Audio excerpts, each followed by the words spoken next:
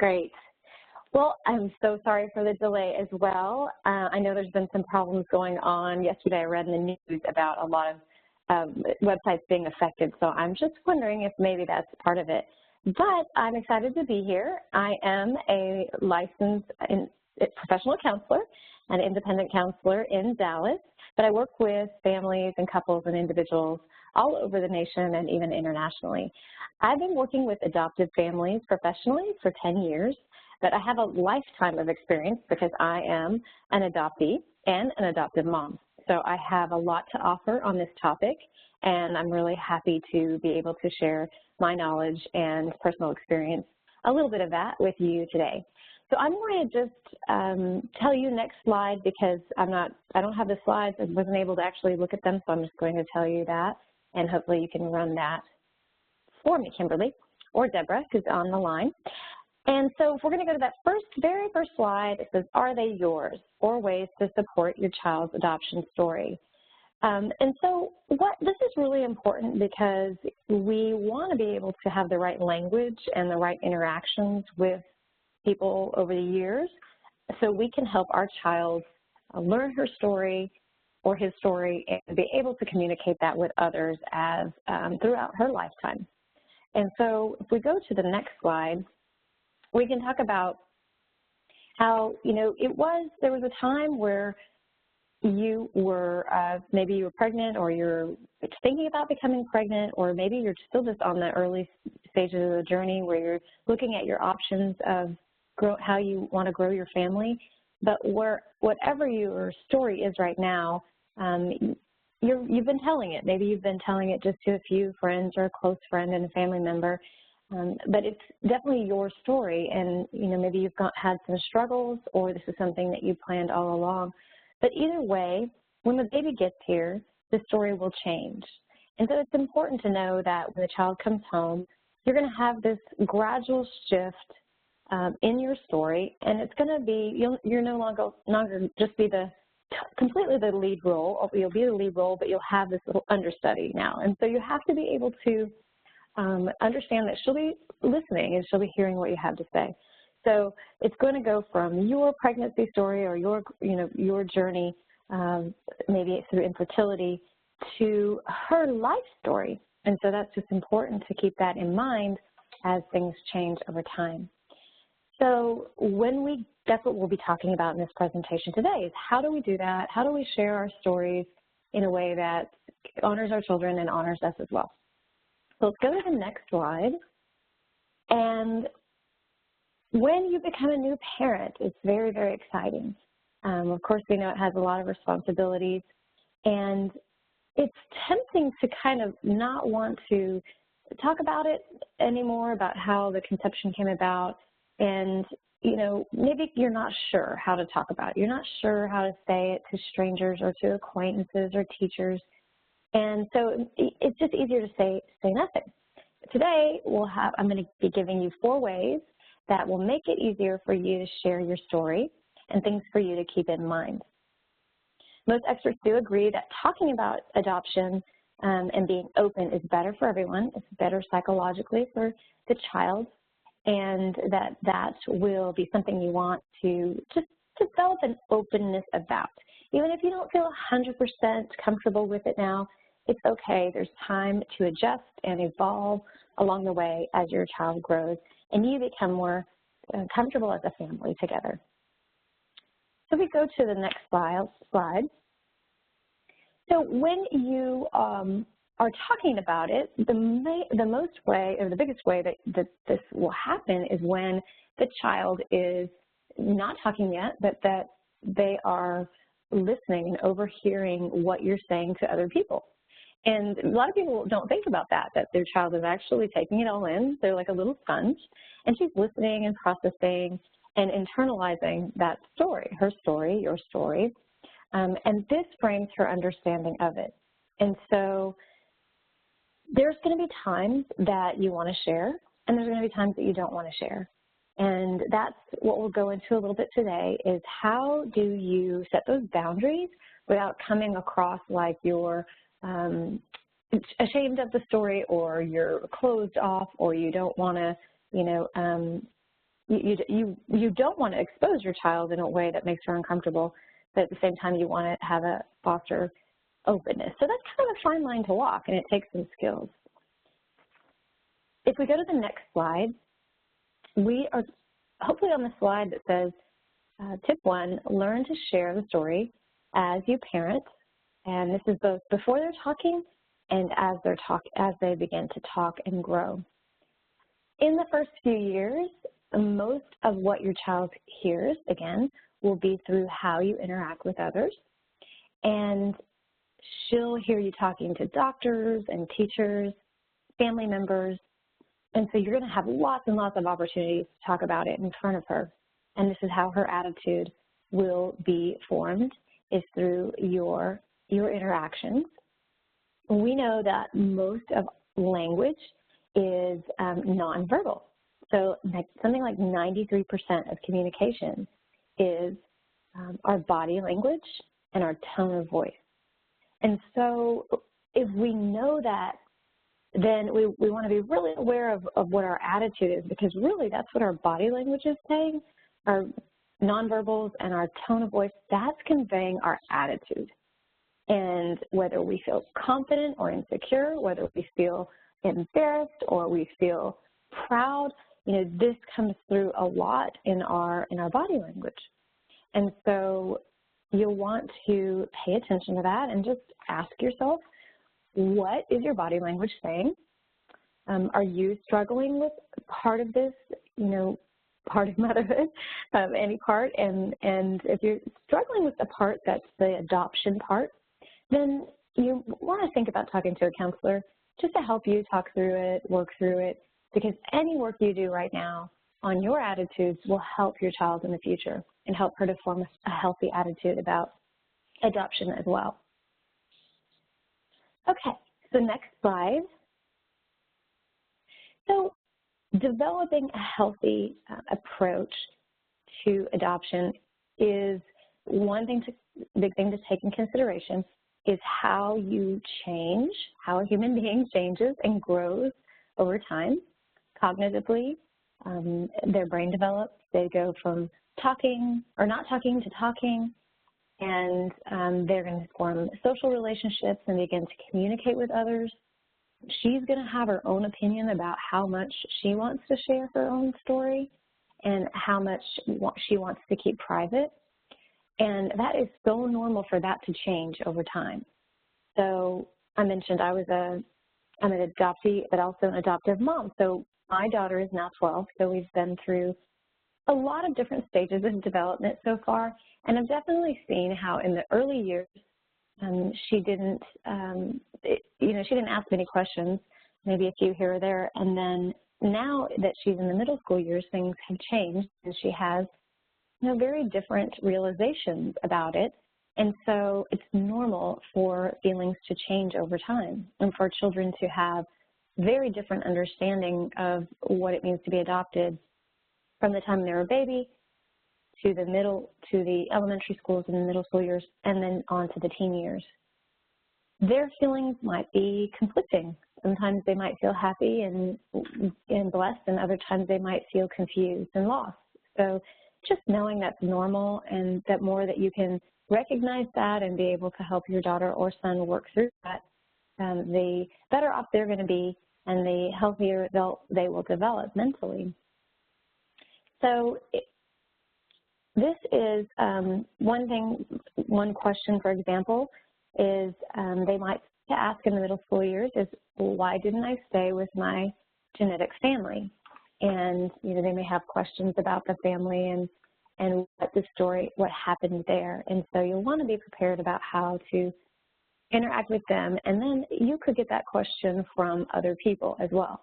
So you want to know how to respond to other people socially if they ask that question. And there may be times, again, where you don't feel the need to answer that, but that may not be their business. So just knowing how to respond can be really, really helpful.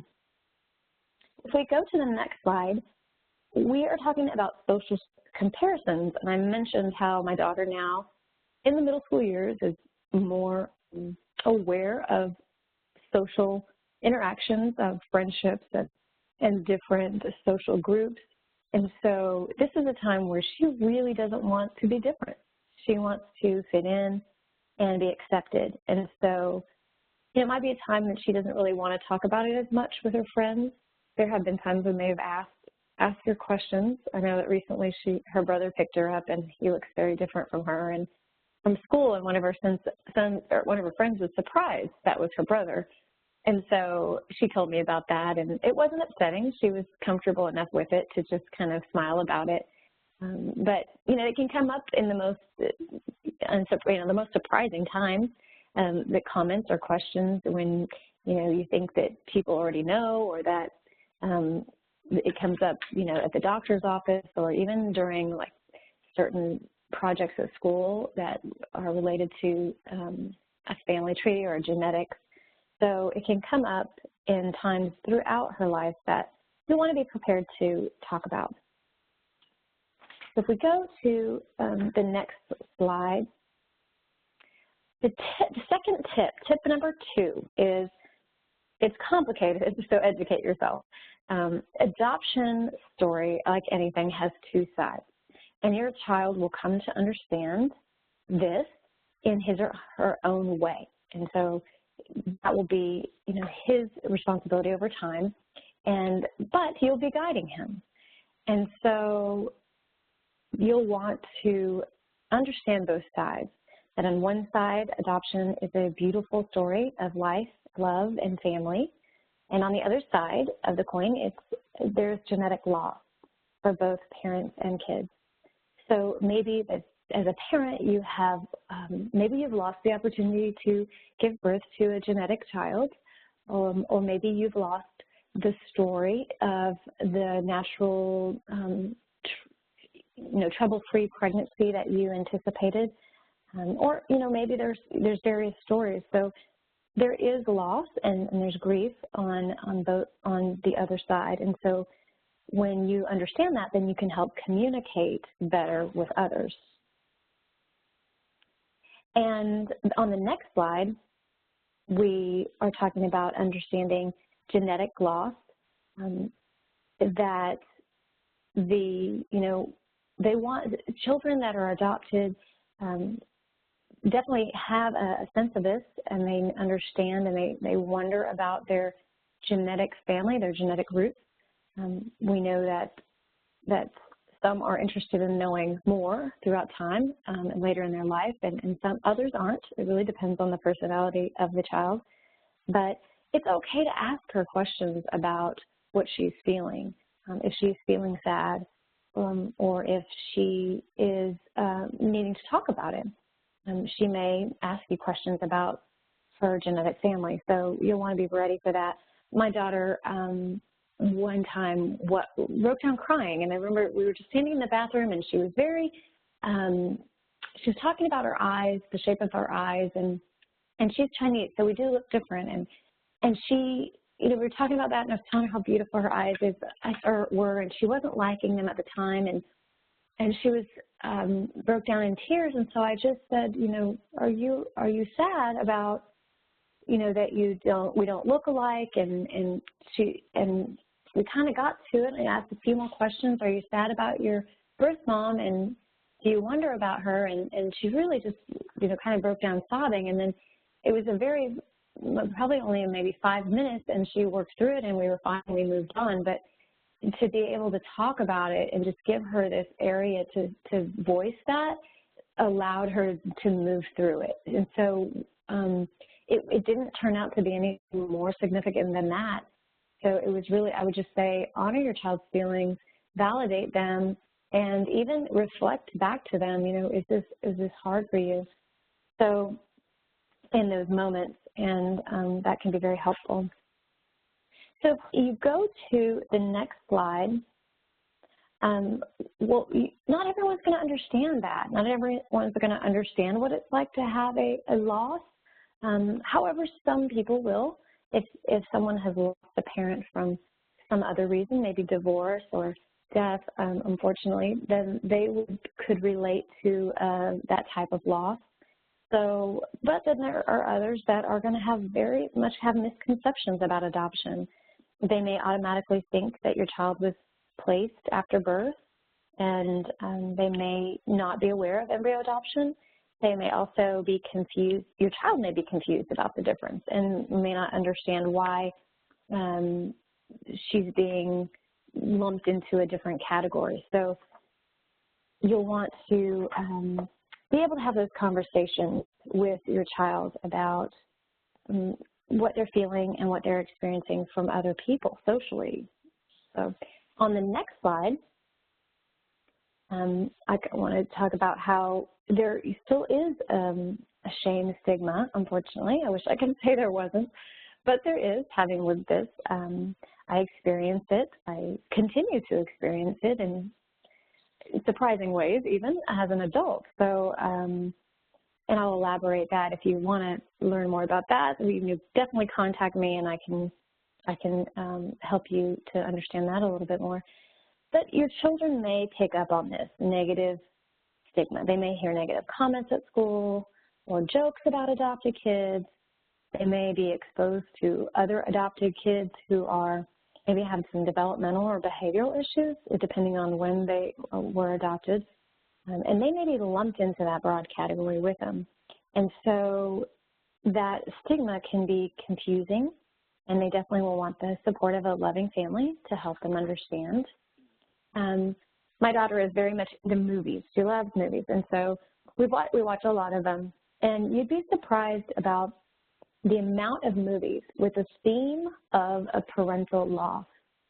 And so these movies can be good conversation starters. I'm sure you can think of a list just right now off the top of your head. I know Finding Dory, and I think there was a Storks movie maybe that had something to do with loss. And then we go way back into the movies from the early Disney movies. We can look at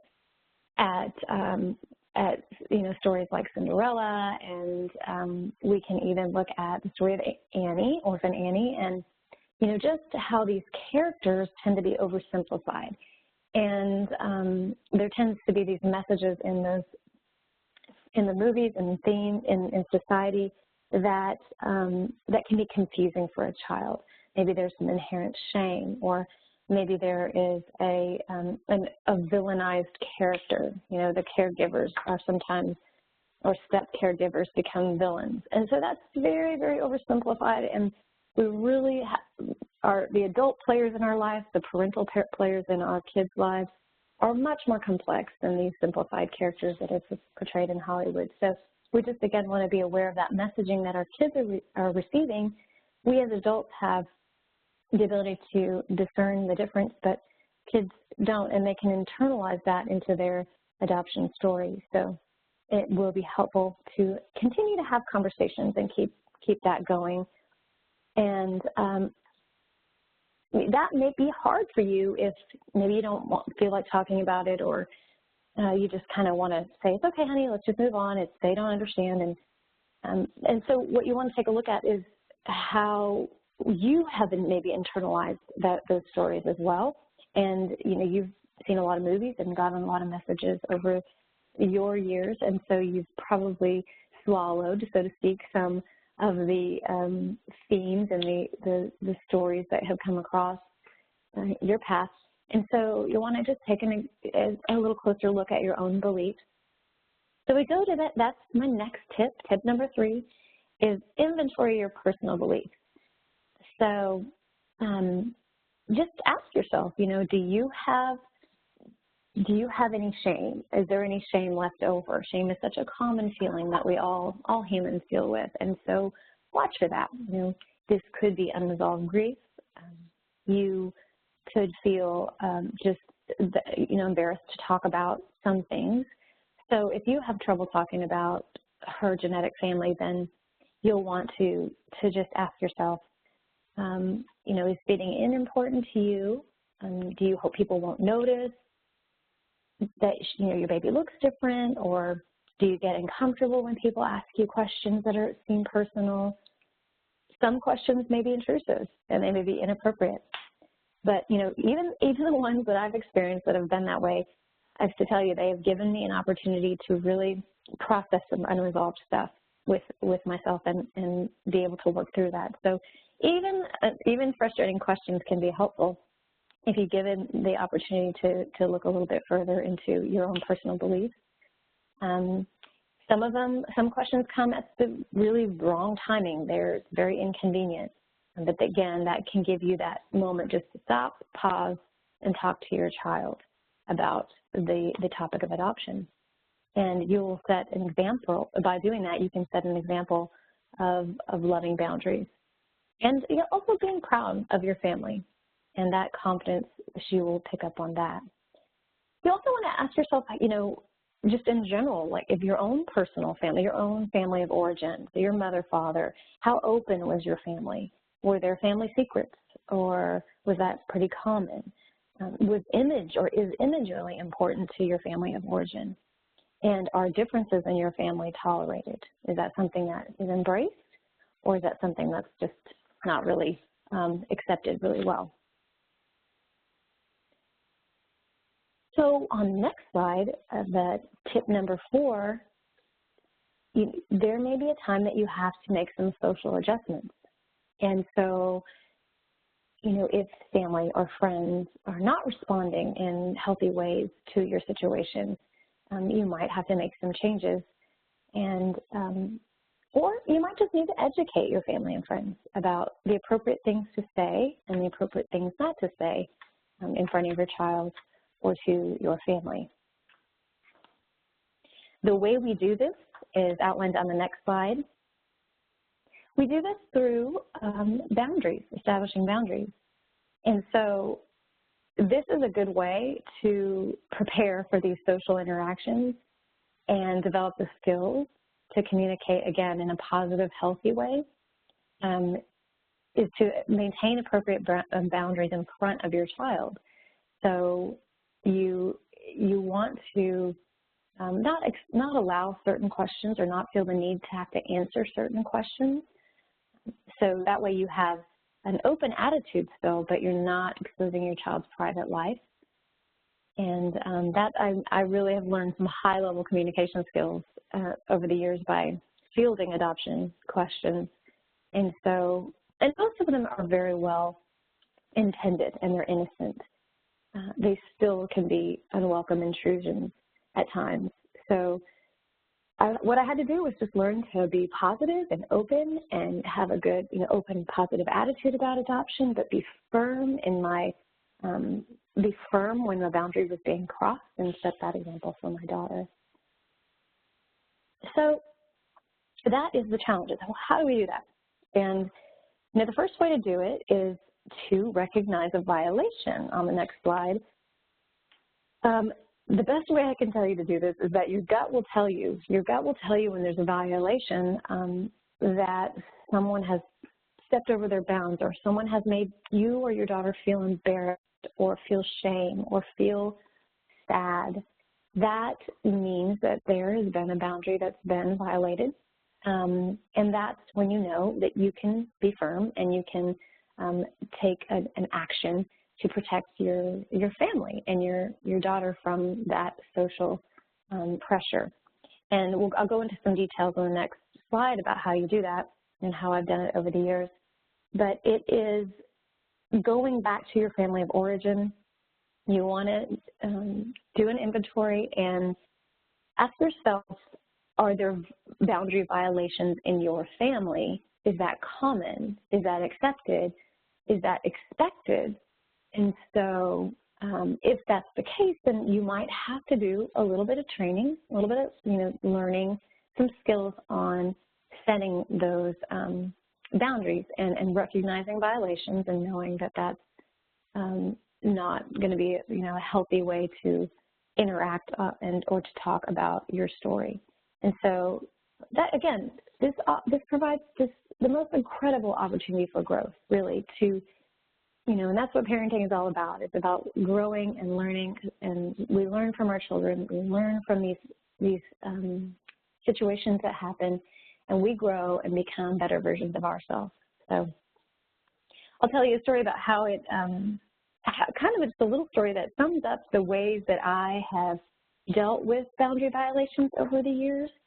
And it's on the next slide. I've kind of summed it up pretty much with three or four things, and they're all D words, so it's my 4 Ds. And it's basically to dodge, distract, deflect, or be direct. And it's kind of an easy way to think about it, but I'll give you an example when starting with dodging. So dodging it actually works better with those you don't know as well. And maybe maybe some of you are really good at this already, you've got this figured out. But if you've been asked an intrusive question, I think about the game of dodgeball. You know, to stay in the game, you probably all play dodgeball, or if you didn't, basically to stay in the game, you had two choices. A ball was coming at you. You had to either move out of the way of the ball, or you had to catch it. And so in the game of dodgeball, you know, you can think of these unwanted questions, or just, you know, any question, maybe ill-timed, as a ball coming at you. And what do? Do you want to get out of the way of it, or do you want to catch it? And so you kind of have to learn to be quick on your feet. But for example, when my daughter was 3 years old, we were in a grocery store checkout line, and a stranger behind me looked at my daughter sitting in the cart, and she obviously could immediately tell we didn't look alike. And so she blurted out, "Where's she from?" And I was, you know, very aware of children absorbing everything, and of course, myself being adopted, I experienced this as well. So I remember these types of things happening when I was a kid, and so I think at the time we had a play group, and a lot of the moms had experienced this similar question, "Where is she from?" And some of the parents have felt like this was a question made that children feel like they were somewhere, you know, from somewhere strange, like they were from outer space or somewhere. And so, and it wasn't appropriate. This is a complete stranger. It wasn't an appropriate time for me to explain to this lady where my child was born and who, you know, the story of my parenting her. And so I wanted to, you know, basically handle her, not be rude to her and not be negative, and wanted to stay open. But I dodged the question by saying, "Well, we're from here. We're from Dallas." So I included me. I didn't make her stand out, like, let's put the spotlight on my daughter and bring a bunch of attention to her that she doesn't understand why. But we are here from Dallas. And I mean, I knew she was talking about what country she was from, but again, it wasn't the place to go into our story. And so you can answer a similar question, and sometimes that will satisfy your questioner. And that's a way to communicate boundaries, is you answer a similar question. So I just said, "We're from Dallas." If you can't dodge the question, you can try another technique that I teach my clients, and that kind of catches the ball. It kind of catches them at their game. And that is simply to have them repeat the question. So she asked me the question, "Where is she from?" And I look to her and I say, "I'm sorry, what was that you said?" And so that gives her an opportunity to either think about the question, like, was that a right question to ask? Or it gives you time to think about what you're going to say as well. So sometimes when people have to repeat the question twice, they have an opportunity to realize their social misstep, and they might rephrase it for you or just drop it. But if they continue with the question and you still don't want to answer it, then I move into a technique of distraction. And distraction is basically a way to prevent someone from giving their full attention to something. And so you're going to divert their mind. You're going to change the subject or give them something else to think about, or give something else your attention. For example, some people will, you can have a cell phone ringing, or maybe you get something that comes on your phone that can distract you, or maybe the doorbell rings, or maybe there's a commotion at the grocery store checkout line that you can divert your attention to. It can be something very simple.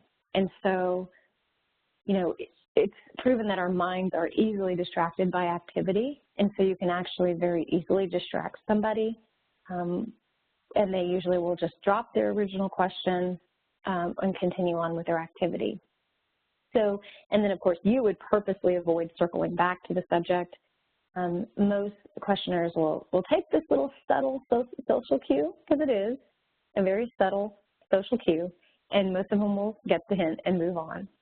So again, things like, I think I hear, the baby crying, or I need to check the oven, or, look at this funny text I just got. I mean, these are ways that you can divert someone's attention or distract them from an inappropriate or ill-timed question that you do not want to answer in front of your child, or that's just too intrusive into your family story. So now what happens if you're cornered in a quiet place and there's no simple distraction? That's not an option. Then another technique that you can try is deflecting or deflection. And that basically changes the direction of the original question, of the focus of the question. So in my grocery store example, the stranger behind me persisted. She actually did. She's an older lady. And she said, no, I mean, what country is she from? And then she went on to say, I have a granddaughter from Korea.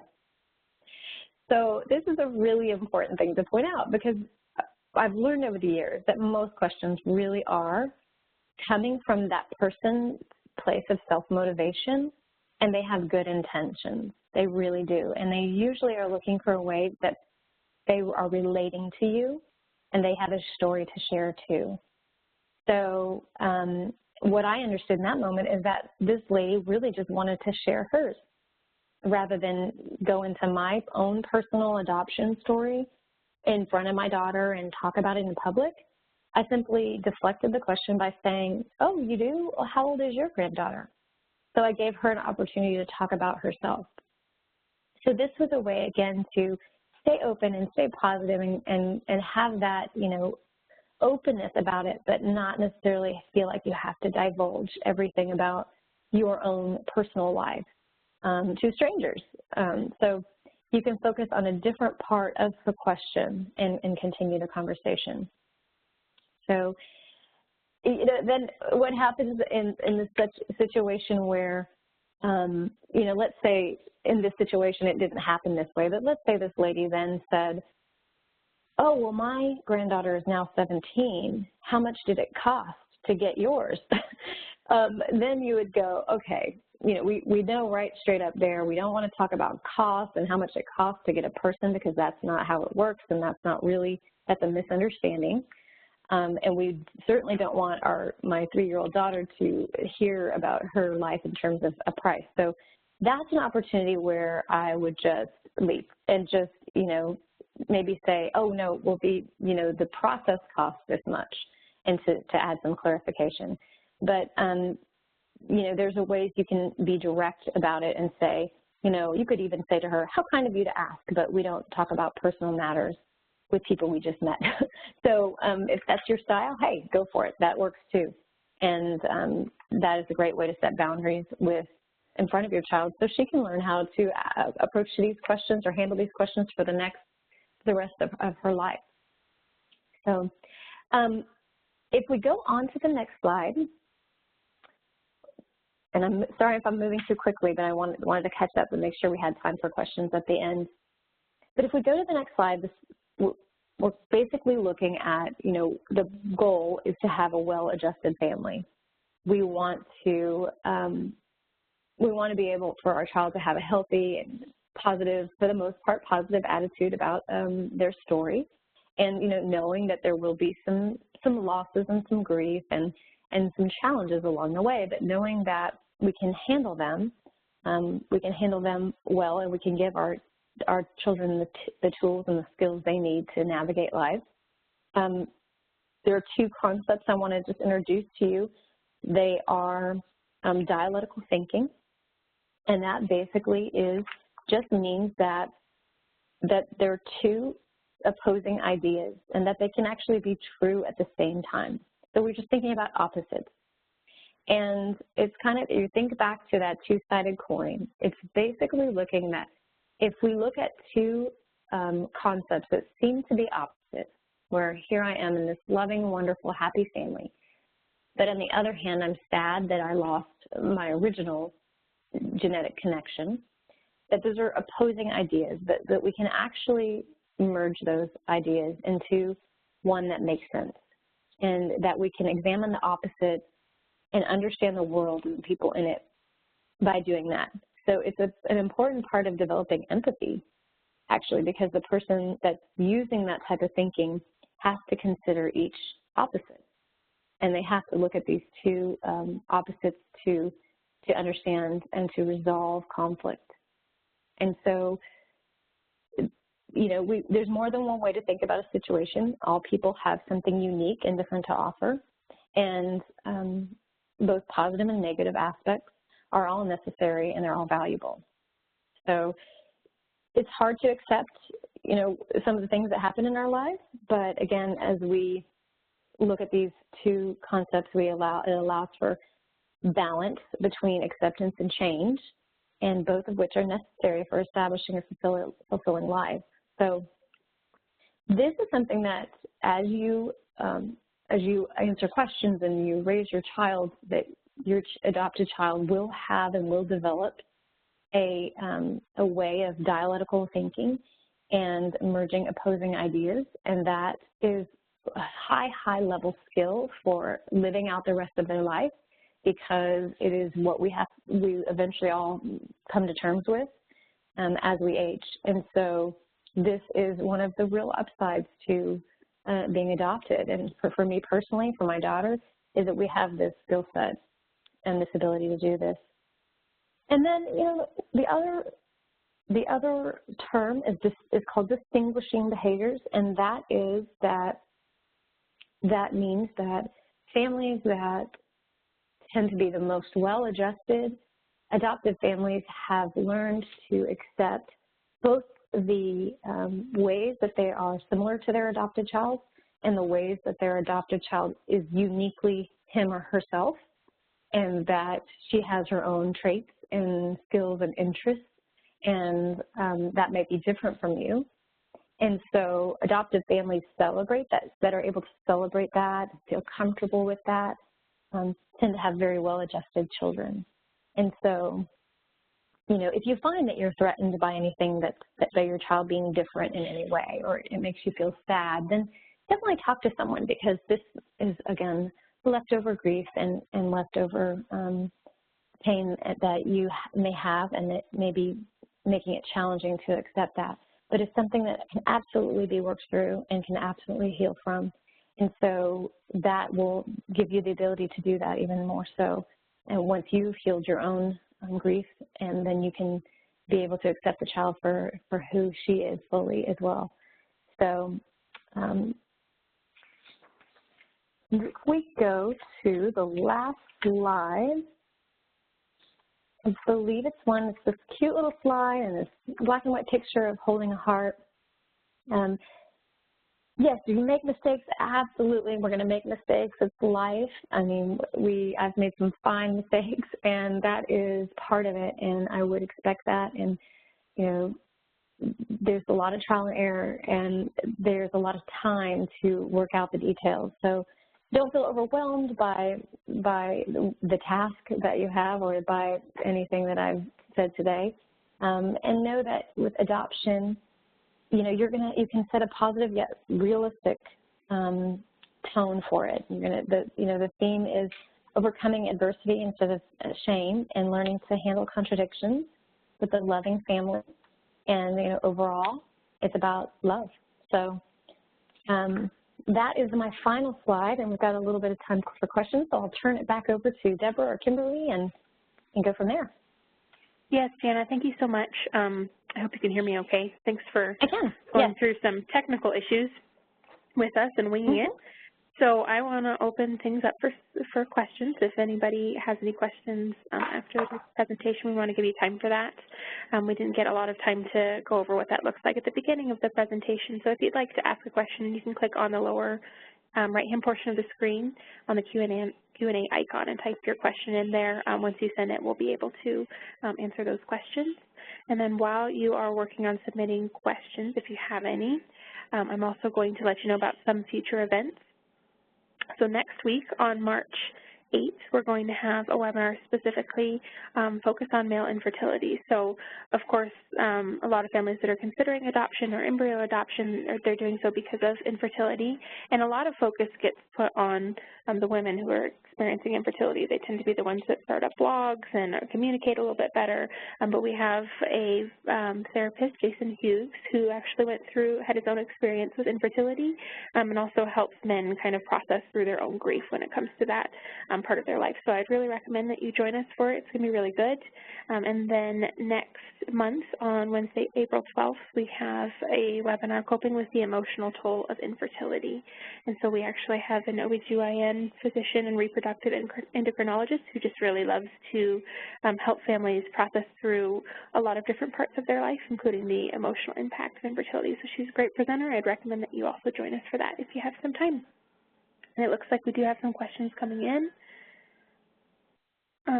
There was a question. We will have the recording. I'm going to be sending out the recording link. So if you had any technical issues today, you will get a link to the recording and you'll be able to watch it when you have more time.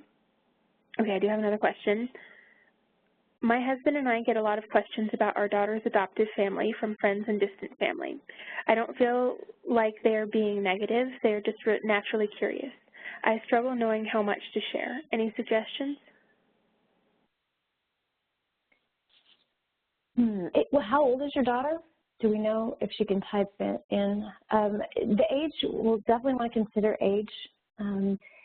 So again, as the child ages, you'll want to be more cognizant of what you say in front of them. Like I said, my daughter's a middle schooler, and so to talk about adoption in front of her would be disrespectful to her. It would be embarrassing. I wouldn't do that to her at this point. I would, if there were questions at this point.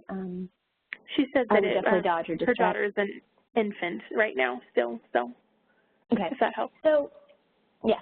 So as an infant, it's a little bit, you do get more questions and it's a little bit easier, but that you want to ask yourself how you're feeling about it. You know, I think you have a right to privacy, and you have a right to, if you're not feeling up to talking about it that day, that you have a right to, again, use the techniques of distract or deflect, you know, change the subject, flip it around on them, maybe ask them about their family story, and just avoid that question. If it's something you're just not feeling comfortable with in the moment, then you can do that. I would say go with your gut and with who the person is and what you think their intentions are. And if it's just curiosity, I always tell my clients, it is not, you do not have to satisfy anyone's curiosity. You do not. So, and that might feel weird. That might feel different. You might be used to answering questions that people ask when they're curious about you, but this is different now. And so you absolutely do not have to satisfy anyone's curiosity to tell your story. And especially if your daughter is there and this is her story now too. So again, that's an area to recognize violations and know the intention. If it may seem like it's a good intended question, or that there's some, you know, it's all done in seemingly what appears to be very polite and very kind, but sometimes our gut tells us when it's not really, and that's our emotional brain works a little bit, it looks a lot faster than our thinking brain, and it usually tells us what the emotional content is behind. Remember that nonverbal is 93% of what we're saying is nonverbal. So while they may be saying what sounds nice, their intention might be coming from more of a place of exposing vulnerabilities or of, you know, their curiosity may be just their curiosity, just that. And again, that's not your place to have to satisfy that. And so, you know, there may be another day where you're feeling very good and you're feeling, you know, happy and it's a good day and you're feeling comfortable talking about it. Then, you know, kind of go with what feels right to you. If you're struggling, though, with overall every time somebody asks, you know, on most days, then that might be something that you just want to go and kind of examine a little bit further for yourself to see if there's just something still there that you want to work through. So it's kind of a work in progress. It's something you do along the way. You learn to trust your gut, and you learn new skills as you go. But without knowing more of your personal story and the exact situations that happened, it's hard to give you really solid information. But definitely contact me if you would like to discuss it further. Absolutely. Okay, I got another question that came in. It comes in two parts. My question is, how do you answer the question from your child if they are an embryo donation and won't have the ability to connect with their genetic donors? How would you talk through this with your child who is very interested in knowing more? They don't have answers, and their child is only 2, but they were just wondering, as they plan to tell him more as he gets older, how to go about that. Okay, and so, there is, and I don't know your exact situation, but, you can do a storybook. A life book is a common way to communicate with a child about their genetic family. And so you put together pictures of, prior to birth and pregnancy, and then afterward, and you talk about the genetic mother and father, and I assume you don't know anything about their situation, so your son may be curious about siblings at some point and may assume that there are, siblings out there. In most cases there would be, but, not all. And so this is something that you would want to read some books about. It's similar to a closed adoption. And so they're going to be going through some of that fantasy family where they think about the genetic mother, father, and possibly siblings, and they have ideas about what they think they might be, and kind of imagination might take a role.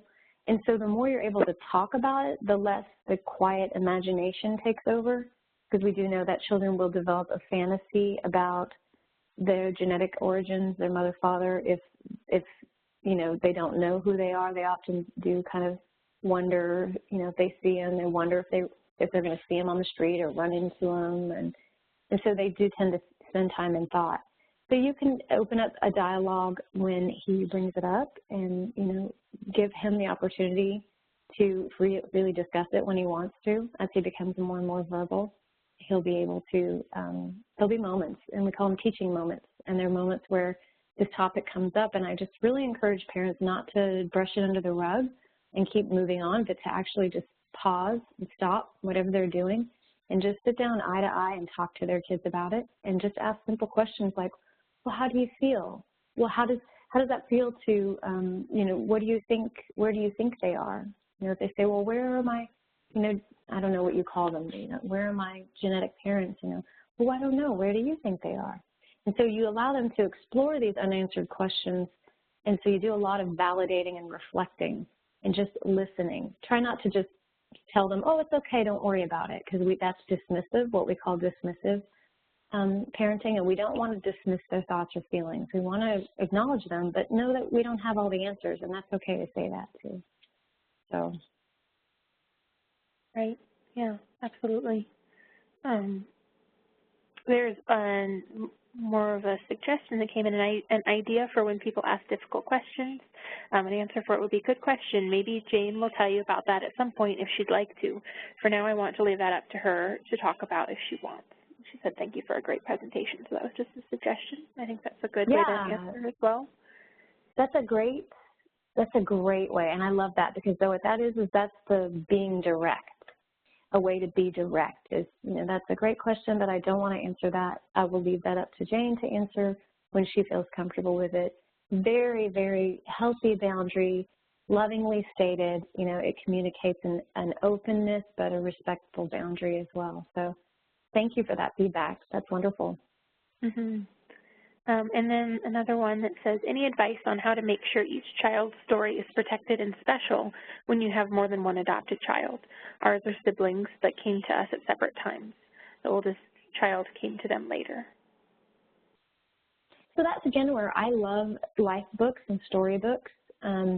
you know, anything that each story is unique and it is special. And so, you know, my daughter, for example, there's a significance with her story with the phoenix bird, and it's actually her middle name, and it was her name translated in Chinese. And so we have this specialness around a red bird, and so that is part of her story. And when she was little, she used to say, her name is Jade, and she used to say, "I'm Jade Phoenix Bird." She literally called herself, which is pretty cute. So you find little pieces of little, you know, symbols, or maybe it's a location, geographic location that they were from, or maybe, you know, whatever their interest is, and make that part of their story. That's how you make it special, is that you focus on their unique contribution or their unique traits. And that's how you can begin to tell stories and make them special. So yeah, but books is a good way to kind of put that down on paper. But even I'm a storyteller. I love to tell stories, and so, you know, that's how I do it often, is just through you know, telling stories of the past or how things went down. And using humor too is always a good way to approach the topic too. When things get heavy, you can always use humor in the appropriate way too. But again, contact me if you have more, you know, just more questions about that, or something more specific that you're struggling with with the 2 adopted children. If there's something that, you know, a little bit more specific that I can help you with, I'm happy to. Yes, and we actually had another question from somebody who said, just asking if you have clients in California. So I know that I was going to mention in the introduction, too, that you do work with families on Skype, and so I can just include your website with the follow-up information that I'll send out, if that would be the best way. Yeah, absolutely. Absolutely. I do consulting over Skype, so absolutely I can do coaching or consulting over Skype. Mm-hmm. Okay, perfect. And then I did have one more question. What books or other materials do you recommend? Well, my absolute favorite book that I would recommend to anyone who's adopted or a mom who's adopted is Being Adopted. That's the title of it, and it's The Lifelong Search for Self. It was actually written by a PhD and an MD, and neither one were adopted. Actually, there were 3 authors, but none of them were adopted themselves, which I like. And the reason I say that is because they wrote their book based on research, and I love research. And so they did an extensive amount of research, and it talks about developmentally what the child will go through their entire life, all the way up into late elderly adulthood. So adoption can affect people throughout until they're 99 years old. So it's called Being Adopted, The Lifelong Search for Self. The first author's last name is Brodzinski, Brodzinski. And this is and I've read a lot. As you can imagine, I've read a lot of adoption books, and this is my favorite one of all. So it talks about dialogical thinking in this book, and you can read a little bit more about that. It talks about grief and loss, and talks about, you know, the fantasy family that I mentioned. It talks about the social aspect. So it's a very good book. And then as far as children's books, there are, I don't know if you have children's books that you can read already, but there are several out there that are really good that I, in fact, read to my daughter when she was growing up. There's even ones that are like My New Family, A First Look at Adoption, and that's one of those first look books. It's by Pat Thomas. And so that's one you could also get, but that's just the beginning. There's so many children's books. So. Yeah, absolutely. And I can send out some links for some of the books too that we have that are, some of them are adoption focused, some of them are embryo adoption focused. So I'll just send in the follow-up some links to those things that you're recommending. So sounds good. I don't see any other questions coming in, and it is right on the hour for us, so let's go ahead and close it up. Thank you so much again, Jana, for joining us. We really appreciate it, and for everybody that attended. I hope it's helpful. We will be sending out a link to the recording, all the follow-up information in an email the next couple of days. So be on the lookout for that. And thank you so much. All right, thank you.